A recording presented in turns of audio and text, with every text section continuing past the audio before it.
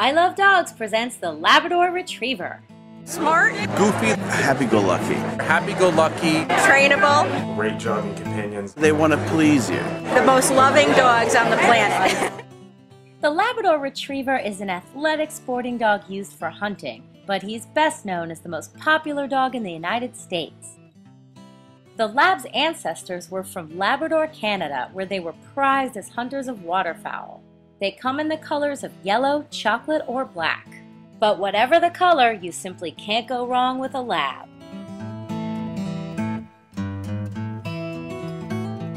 With Labs, the minimal health clearances are hips, elbows, and eyes.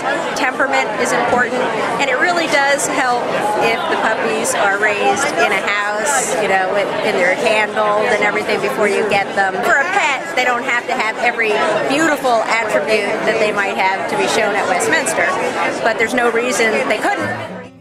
The ideal Lab owner has time to play with and exercise their dogs, is outdoorsy to a degree, and of course, let's not forget, swimming is a big plus. Elder couple, it could be a young couple, it could be people with kids, small kids. Labs are great jogging companions, and I would highly suggest getting out with your dog to do activities like jogging, provided your Lab is physically mature. Ask your vet when the best age is to start running with your dog, and if your dog is healthy enough and fit enough to start that process. If your dog is a little overweight, you may want to start with walking or hiking and gradually maybe work up to a slow jog. And then maybe running, but only if they're healthy enough as per your vet. Labradors in general, as large breed dogs, are a little more prone to orthopedic conditions than smaller dogs. So as your dog matures and their growth plates are not yet fully formed or closed, if you're running them a little too hard, you could traumatize a growth plate. On a worst case scenario, you could cause an angular limb deformity, but in general you could make your dog have some pretty severe growing pains. So wait until they're ready, and wait until your regular vet says that it's okay to start running your dog. The Lab is very outdoorsy, but he comes with some outdoorsy problems too. Make sure you take all the precautions before you spend a fabulous day outside.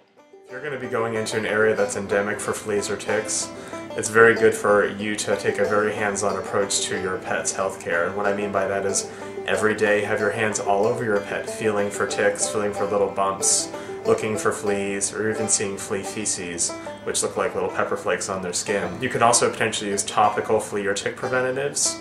You could even use oral flea preventatives to try to help to reduce the likelihood your pet would become infested with fleas or ticks. For your typical healthy dog that might need supplementation beyond what their dog food is providing for them, you could use the I Love Dogs multi-purpose supplement. It's going to give vitamins, minerals, antioxidants.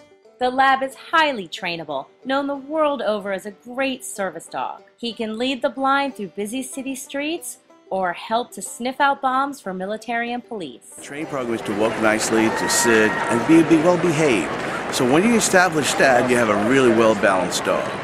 Labs are fantastic as retrievers. They like to entertain, they like to make you happy. And you as the owner should train your dog. One thing that Labs love to do is eat a lot of food. So you have to make sure you have a well-balanced diet. Do not overfeed them. Once you do that, you're in trouble.